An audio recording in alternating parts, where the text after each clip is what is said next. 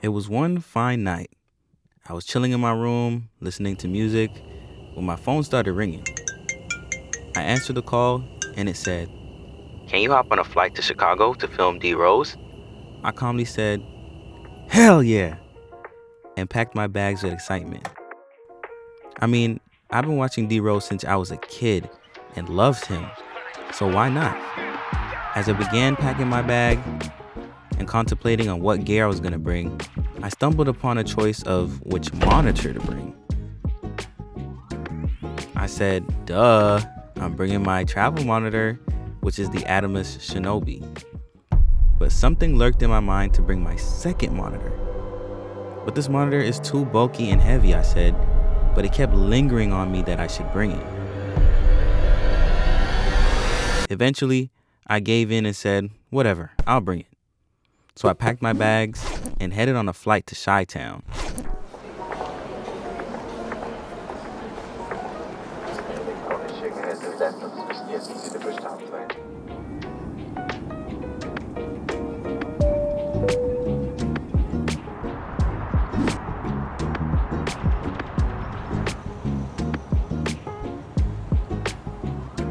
See, my job was to stream as well as record his camp and new investment partnership.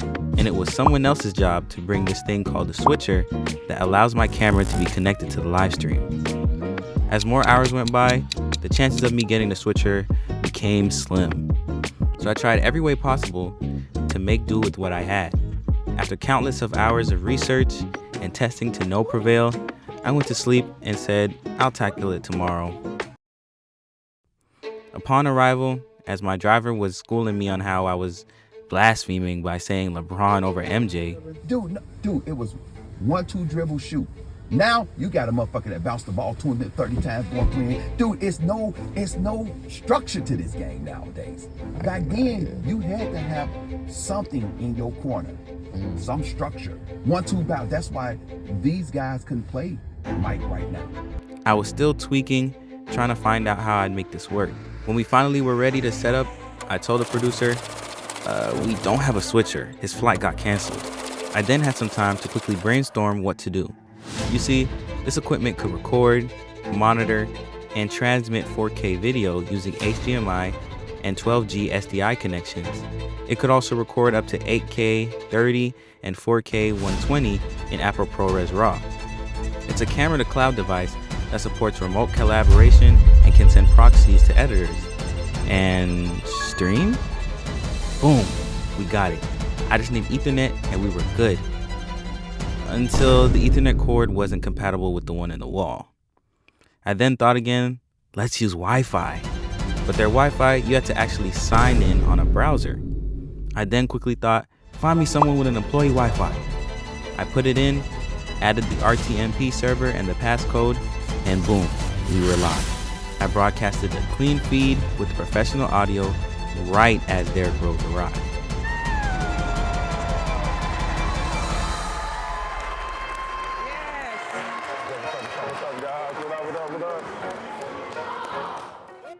So if I didn't have this, I'd be cooked. I asked the producer to ask the higher up how we were looking, and she said, "It looks perfect." They then assured me by saying, boy, you hit a buzzer beater. I guess you could compare it to Derrick Rose's buzzer beater versus the Cavs in 2012. Finds Rose. Rose trying to get open, fires away. Bang! It's over! The Bulls win at the buzzer! Except we the same person. Hold on, y'all. Peep the shirt real quick. So there are some things you should know if you're actually considering this monitor here. So when I first got this monitor, I really just thought it was a regular monitor as well as a recorder. But when you actually read the manual, which is surprising, this thing does more than just that. Of course, you have your regular monitor features such as false color, peaking, waveforms, vector scope, LUT control,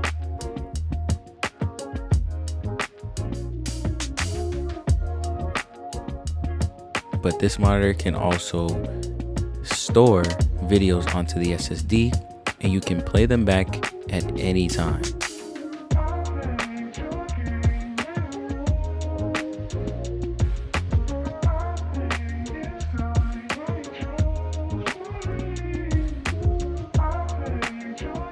You can shoot a feature film, a live event, or social media content, and it offers a ton of features to streamline your workflow. Now, I'm not gonna go too crazy into this, but I wanna give you some real world applications of this besides the obvious one that you saw I had to deal with. So the Atomos does have HDR monitoring and recording. It has HDR support, so you can see your footage exactly as it's meant to look like, with true colors, deep contrast, and high detail. This means that you can confidently frame and light your shots without second guessing how they'll look in post-production. You also have cloud connectivity, which basically makes shooting on set no problem. You can upload your footage directly to platforms like Frame.io straight from the monitor.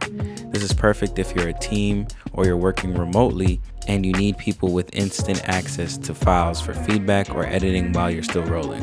Of course, you can live stream from this. You can actually live stream straight to Facebook, Frame.io, YouTube, Twitch, or inputting your custom RTMP server as well as the password. You also have dual recording so that you can record locally and upload to the cloud at the same time, so you're covered even if your card gets corrupted. Now, on the same topic as recording, I have this 1 terabyte Samsung SSD, as you can see here, and this cost me only about $100, and I can record straight from my monitor right onto this thing, which is great to have. Atomos does have its own SSDs, but those can range in the hundreds, but for 1 terabyte, as well as this Andy Cine lunchbox that allows you to connect whatever you need into that for $100, that's a steal. Of course, you have your SDI and HDMI inputs, as well as they have this thing called the Atomos Air Glue technology, which can sync timecode wirelessly with other compatible devices. It's a lifesaver for multi-camera setups, ensuring you that your footage aligns perfectly in post without the headache of manual syncing. They do have the Ninja 5, and you can get the Connect module that allows you to have the same features as this, but with this you have a 7-inch display and all the Connect features without needing an external module. You also have different connectivity options such as Wi-Fi 6, Ethernet, and USB-C, as well as Bluetooth. You can connect to the internet or different devices however you may like. You can charge it with MPF, or you can use the DC on the back. As you can see, you have these antennas I have on top, but they're actually removable, so you don't necessarily have to have them on. No product is, great. Considering this packs a punch, it's going to be beefy. It does have fans internally. I haven't had too much of a problem with the noise. It does make a little bit of noise, but it hasn't really done anything to me for real. But the crazy thing was, I was gonna sell this because it doesn't have the metadata so that you can take up the whole screen when you're recording.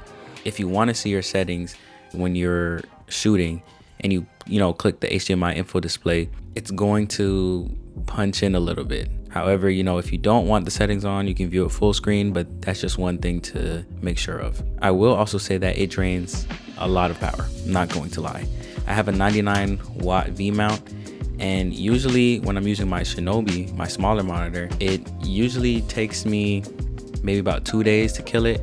With this, it does take half a day, and that's a 99 watt.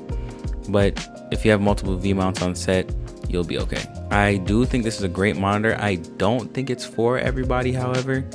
I think if you're working on a production, maybe even sports, where in college I used to have to send these files to edit, and I used to have to take out my card, go all the way over to the scorer's table, put the card in. But with this, you can actually just send it straight to the editor.